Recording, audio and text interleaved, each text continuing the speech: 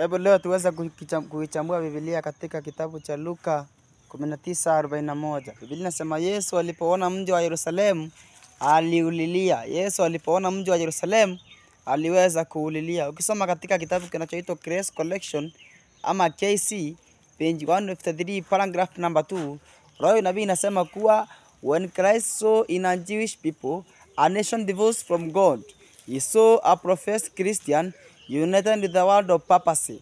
Ama wakati Kristo aliona taifa la Kiyahudi likiwa ni taifa ambalo Bwana ameweza kuliacha, Kristo aliona pia taifa ambalo ama kanisa ambalo ni kanisa la Kikristo likiwa limeunganishwa ama likiwa limeungana na ulimwengu wa kipapa. Kwa hivyo wakati Yesu alikuwa analilia mji wa Yerusalemu, hakulilia mji tu, bali pia aliweza kulililia na kuliona kanisa ambalo lilikuwa libebe nuru na kuiangaza kwa ulimwengu huku likiwa limejiunga na upapa. Hicho ni kitabu cha Grace Collection page 153 paragraph number 2.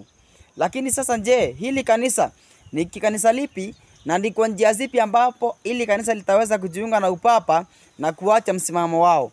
Kwanza tuweze kuangalia hili kanisa ni kanisa lipi ambao la Kristo aliona na akalililia, kwa kuwa lilikuwa limkatai mara ya pili. Mara ya kwanza alikataliwa huko Judea, tena na tena anaenda kukataliwa mara ya pili kulingana na kitabu cha Desire of Ages page 232 paragraph number 2. Sasa ni kanisa lipi hili?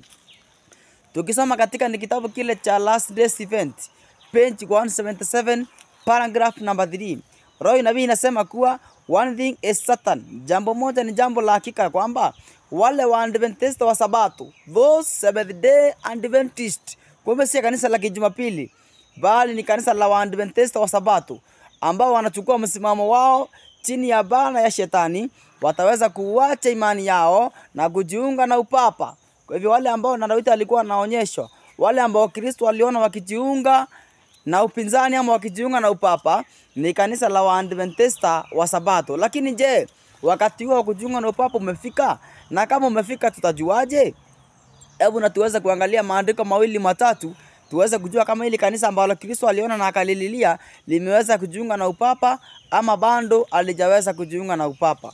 Kitabu cha Great Controversy cha Pambano Kuu, ukisoma page 568 paragraph number 1, Kristo anasema kuwa papist, wafuasi wa upapa, wanaweka misalaba juu ya makanisa yao.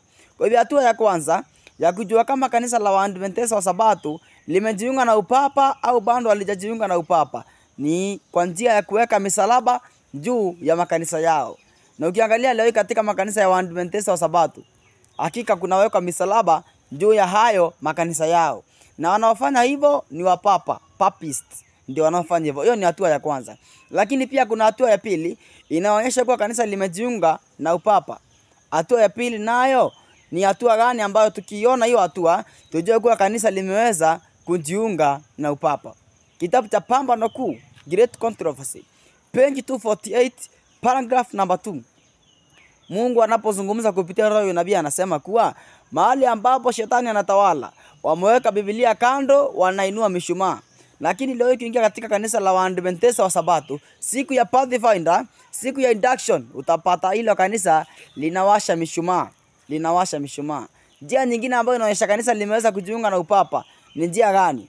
Ukisoma katika Biblia kitabu kinachoitwa kwanza katika Roho nabii, kitabu kinachoitwa Testimonies to Ministers TM page 265 paragraph number 2, Kristo anasema kuwa, anasema maneno yafuatayo. TM 265 paragraph number 2 anasema the world, dunia, must not be introduced into the church, haitakiwi kuunganishwa na kanisa, and married to the church, na kuoana na kanisa, forming a bond of unity. Kwa hivyo dunia inapooana na kanisa, yani mambo ya dunia inakuwa mambo hayo yanafanya ndani ya kanisa, kanisa hilo linaanza kuitwa Babeli. Hicho ni kitabu cha Testimonies to Ministers 265 paragraph number 2.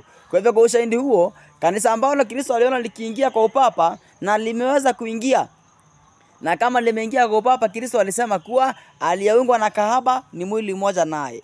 Kwa hivyo kanisa la Waadventista kwa njia hiyo ni kanisa kahaba ama ni kanisa ambalo ni Babeli, maana tayari limeweza kujiunga na Babeli likawa mwili moja na mwanamke kahaba. Kwa hivyo na Yesu anatangaza mwito katika kitabu cha Ufunuo 14, anasema tokeni kwake enyi watu wangu, tokeni kwake. Kwa hivyo ni the high time we come out of Babylon. tuweze kutoka ndani ya kanisa ambalo limeasi. Siku zote kanisa likiasi, limekuwa ni utaratibu wa Mungu kuwachagua wengine, kundi ambalo litakuwa tayari kusimamia ukweli wake na kutangaza katika ulimwengu. Hicho ni kitabu cha Last Days Event 159 paragraph number 1. Mungu akubariki sana unapofikiria kufanya maamuzi ya kujiunga na wana matengenezo.